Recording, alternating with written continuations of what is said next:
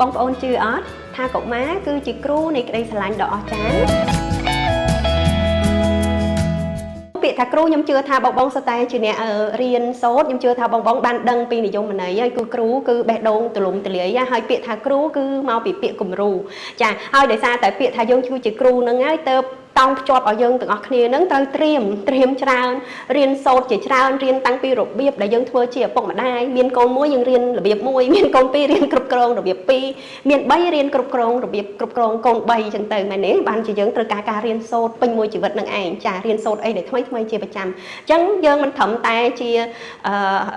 គ្រូនៅកន្លែងស្ថាប័នដែលយើងធ្វើការនៅកន្លែងអាជីពការងាររបស់យើងប៉ុន្តែស្ថាប័ននៅផ្ទះហ្នឹងក៏យើងជាក៏ជាអ្នកដើរតួនាទីជាគ្រូនិងជាគំរូ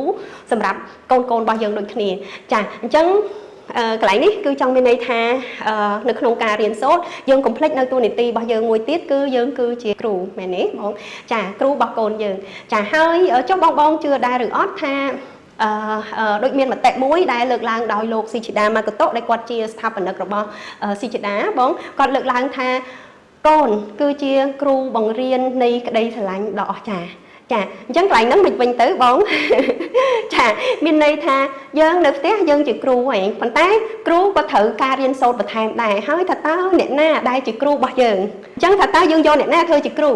ដើម្បីឲ្យយើងបានចំណេះដឹងហ្នឹងទៅបរៀនកូនយើងទៅបរៀនអ្នកដែលនៅជុំវិញខ្លួនយើងបានមែនទេបងចាបន្តិចប៉ុន្តែជាសារ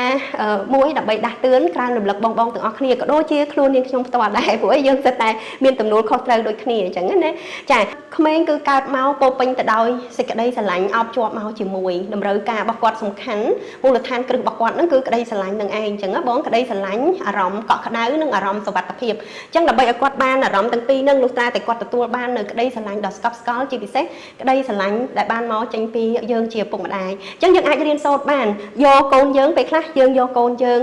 ឆ្លុះបញ្ចាំងពីក្តីស្រឡាញ់ហ្នឹងមកយើងបានអញ្ចឹងកូនរបស់យើងក៏ជាគ្រូដែរគាត់គឺជាគ្រូបង្រៀនអំពីសេចក្តីស្រឡាញ់ដ៏អស្ចារ្យមកដល់យើងចាអញ្ចឹងបងរកឃើញគ្រូមួយណាយើងជាគ្រូប៉ុន្តែយើងក៏រកឃើញគ្រូរបស់យើងដែរគឺយកកូនរបស់យើងធ្វើជាគ្រូយកខ្លួនរបស់យើងគឺជាឧបមាហើយនឹងទី2មួយទៀតដែលខ្ញុំលើកទឹកចិត្តឲ្យបងជាឪពុកម្ដាយយើងគួរតែមាន mentor ឬក៏យើងគួរតែមានយើងហៅថាគ្រូបង្វឹកឬក៏គ្រូរបស់យើងដែរដែលនៅក្បែរខ្លួនយើងណាចាគឺសៀវភៅបងណាចាពួកឯងយើងជាឪពុកម្ដាយទាមទារឲ្យយើងបានរៀនសូត្រជាប្រចាំរៀនសូត្រពីអាជីពហើយរៀនសូត្រពីអ្វីដែលយើងកំពុងធ្វើរៀនសូត្រពីអ្វីថ្មីដែលយើងកំពុងតែជួបប្រទះខ្ញុំលើកទឹកចិត្តឲ្យបងទាំងអស់គ្នាចាក៏រៀនសូត្រពី parenting ដែរមានន័យថារៀនសូត្រពីរបៀបនៅក្នុងការចិញ្ចឹមអប់រំកូនតាមបែបវិជ្ជមានហើយដែលយើងផ្ដោតទៅលើ science ទៅលើវិទ្យាសាស្ត្រដែល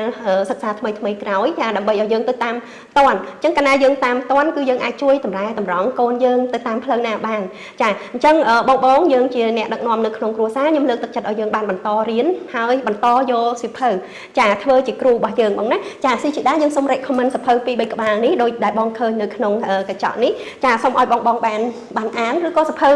ផ្សេងទៀតដែលមានលក់ជាភាសាខ្មែរខ្ញុំឃើញមានច្រើនណាស់លើទីផ្សារខ្ញុំសូមឲ្យបងបានដាក់នៅក្នុង to do list របស់បងឬក៏នៅក្នុងផែនការប្រចាំឆ្នាំរបស់បងចាទោះបីជាបងមានសៀវភៅឧទាហរណ៍ថាបងក្រងនឹងអានសៀវភៅចប់20ក្បាលនៅក្នុងឆ្នាំ2025សូមឲ្យមានយ៉ាងហោច2ក្បាល3ក្បាលឬក៏5ក្បាលដែលសៀវភៅហ្នឹងនិយាយពីការអប់រំហើយនឹងការចិញ្ចឹមកូនផងដែរចាឬក៏មានមធ្យោបាយមួយទៀតបងអាចអញ្ជើញចូលរៀនជាមួយនឹងស៊ីជីដាដែលយើងមានកម្មវិធីយើងហៅថា Parent Education Program ឬក៏ SPA Program ដែលនៅក្នុងកម្មវិធីហ្នឹងគឺយើងផ្ដល់ជូនបងជាច្រើននៅតិចនិចក៏ដូចជាវិធីសាស្ត្រនៅក្នុងការចិញ្ចឹមអប់រំកូនតាមបែបវិជ្ជមាននិងតាមបែបស៊ីជីដាតាមបែបជប៉ុនផងដែរចាអញ្ចឹងសូមឲ្យបងបានបន្តហើយនឹងរីករាយ enjoy នៅក្នុងដំណើរដែលយើងជាឪពុកម្ដាយហើយរីករាយនៅក្នុងការរៀនសូត្រ